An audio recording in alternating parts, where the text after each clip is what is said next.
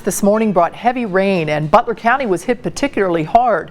Fast rising water threatened homes and flooded roads. Local 12's Anjanette Levy has been checking out the damage. She joins us now live in Millville with a look at the flooding there. Anjanette.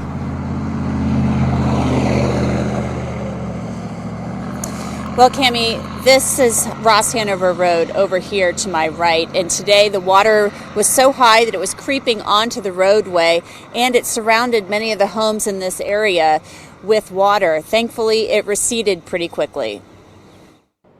Kathy Crawley was stuck on her front porch after Indian Creek overflowed its banks. It's never made to the first floor, fills up the basement, but it's never made to the first floor. The Crawleys have lived on Ross-Hanover Road for 29 years. They can only remember 2 other times when the water got this high. It flood back there, I said, don't matter. But once it jumps the front yard of my neighbor, that's when I get concerned, because then once it gets across our front yard, then that's heading for the basement. Next door, Jerry Rittenbach had to carry his beagle Daisy to dry ground as the water crept closer to his porch. The water rising 2 to 3 feet in his basement. For us, it's major. I mean, it don't get in the top level of the house, but you know, it does get in the barn, and it gets to be a nightmare. And then of course, the basement's a nightmare because you got all that mud and stuff in there. You don't usually see snow plows on the road when there isn't any snow, but they're being used to clear mud off Alert New London Road in Morgan Township. Dry Fork Creek flooded roads and took out part of a fence.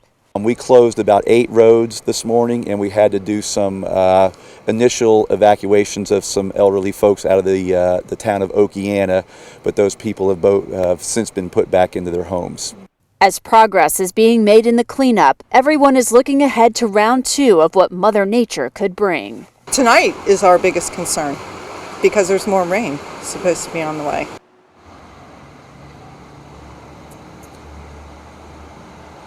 Yeah, there's concern out here about the possibility of more rain, plus the possibility of hail and the potential for any other severe weather that Mother Nature, who's really been really active in the last 24 hours, could bring.